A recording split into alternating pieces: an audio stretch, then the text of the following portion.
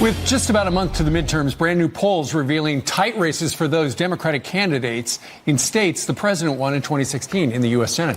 Here to break it all down, Republican strategist and pollster Chris Wilson joins us from Oklahoma City. Chris, good morning to you. Good morning. What about this Kavanaugh effect, the so-called Brett bounce? It seems to be helping a number of Republicans who want to be senators.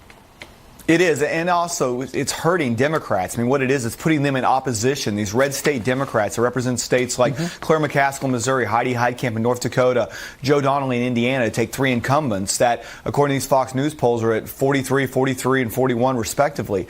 And so you go through that. When you've got an incumbent that is that far under 50%, it makes them puts them in a really difficult position to be able to win re-election, just because they've got to exceed that 50% threshold in a two-party in a two-man race like that.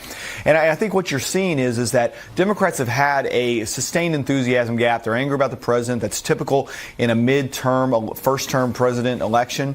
But this Kavanaugh effect has energized Republicans in a level that I've seen since last Thursday night's polling in the races I'm involved in. That is like nothing I've seen this entire cycle. All right, let's go ahead and take a look at some of the polls. We'll go through them real fast. In North Dakota, Heidi Heitkamp is going to lose, it looks like. The Republican is up by 12. Then in Tennessee. She's in a tough spot. Yeah, she is. Marsha Blackburn, helped by President Trump, she's up a bit. In Indiana, it's pretty much a tie, which is extraordinary. It is, for but an again, incumbent. you've got that incumbent at 43%, which puts him in a really difficult place. And also in the state of Missouri, it's a dead heat, according to the very latest Fox News poll. But I saw this morning on Axios that a PAC that is supporting Josh Hawley has an internal poll where Josh Hawley is actually up by 8.